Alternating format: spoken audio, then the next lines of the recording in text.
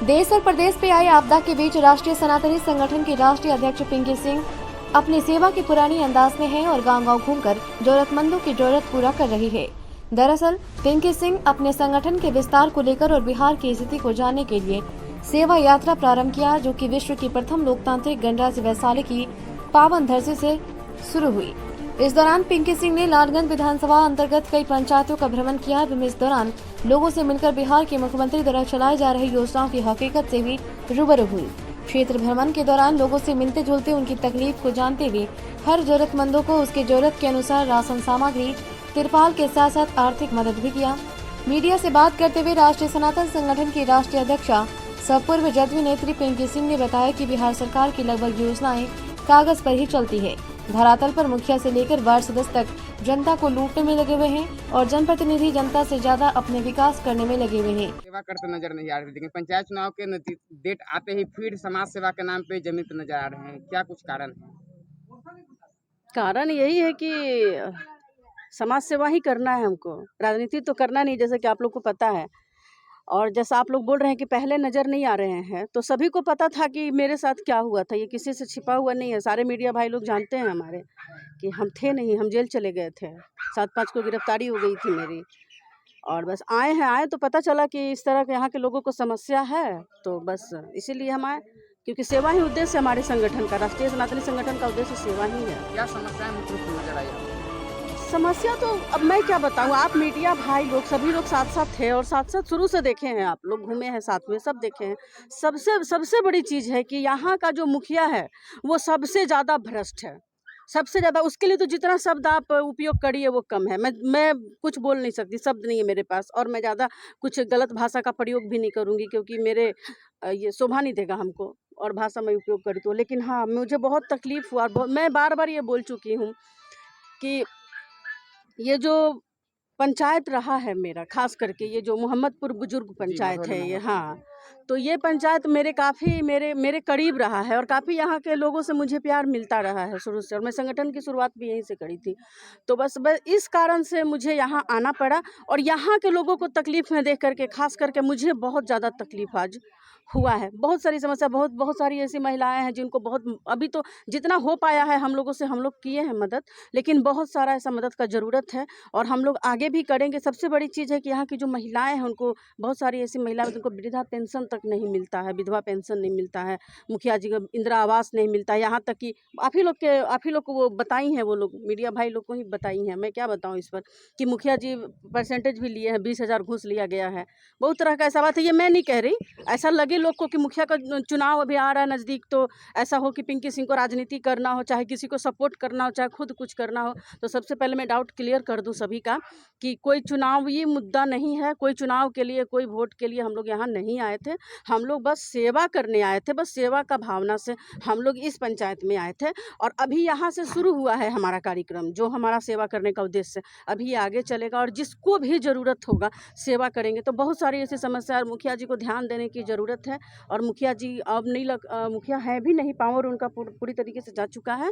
और मैं ये कहूँगी मुखिया जी से कि अब आप, बहुत कम उम्मीद लग रहा है, ना के बराबर कि अब आप जीतिएगा।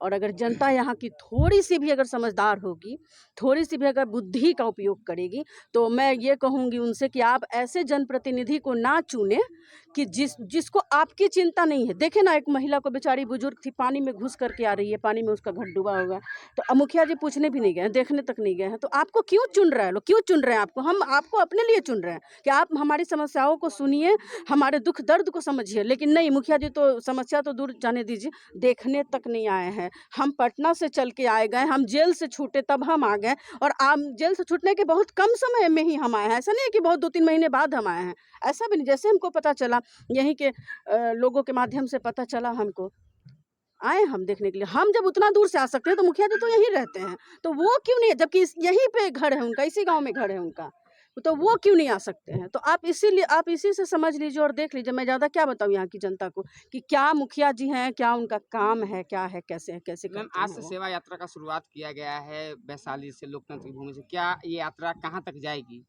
देखिए, यात्रा की बात है तो पहले यात्रा यहाँ से शुरू किए हैं। मैं बता चुकी अभी कि यहाँ जो हमारा संगठन का शुरुआत था, जो नींव डाले थे वो यहीं से डाले थे हम लोग, और बहुत सारी चुनौतियाँ आते रहती हैं। और अभी भी मैं पूरे विश्वास के साथ कह सकती हूँ कि मुखिया जी पूरा बेचैन होंगे, खलबला गए होंगे अभी देख कर के, शायद अभी वो होंगे भी नहीं। तो उससे कोई बहुत सारी चुनौतियाँ आती रहती हैं और सामना भी करना है, क्योंकि हम लोगों का उद्देश्य है लोगों तक मदद को पहुँचाना है। कोई राजनीति नहीं करना, कोई ये नहीं करना उसमें।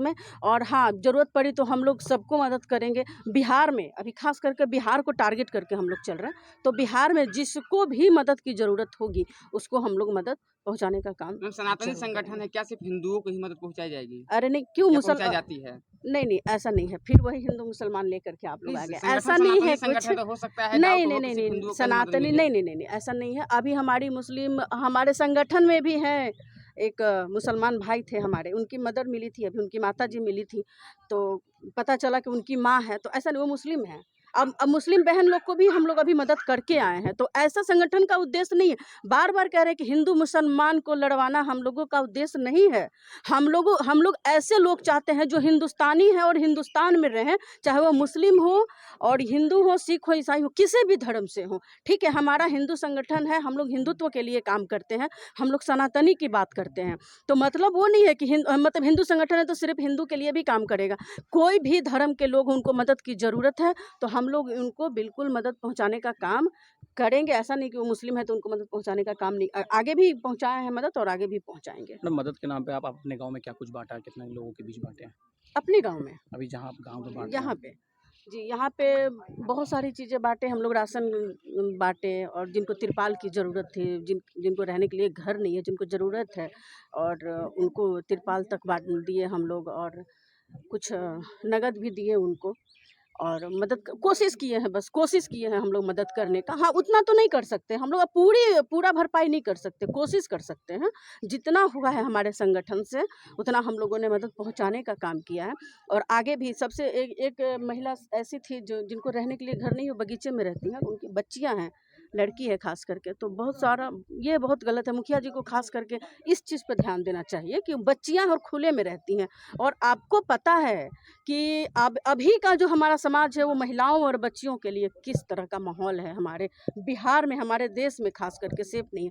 और नीतीश जी सुशासन की बात करते हैं, तो मैं ये कहना चाहती हूँ कि सरकार की जितनी भी योजनाएं हैं, अब आप धरातल पर देख लीजिए कि कितना पहुँचा है, कितना योजना अभी पहुंचा है और कितना लागू हुआ है, वो इस गांव में आकर के आप लोगों को समझ में आ गया होगा। बाकी आप लोग मीडिया के भाई लोग हैं, आप लोगों को सब पता है, आप लोग सब रोज़ रिपोर्टिंग करते हैं, रोज़ देखते हैं, ऐसा चीज़, ऐसा न्यूज़ रोज़ आता है आप लोगों के पास, तो मैं ज़्यादा इस पर बोलना नहीं चाहूँगी। आप लोग खुद देखिए, खुद समझिए इस चीज़ को कि मुखिया जी का काम क्या है और मुखिया जी क्या किए हैं इस पर, और नीतीश जी की जो योजनाएँ हैं, और जो जितनी भी महिलाओं के बारे में वो बात करते हैं, नारी सशक्तिकरण के बारे में बात करते हैं, महिलाओं के बारे में बात करते हैं, 33% देने की बात करते हैं, तो वो कहाँ तक सही है? 33% दे दिए महिलाओं को, तो देने से क्या हो जाएगा? पेपर पे दे दिए, क्या वो लागू हुआ?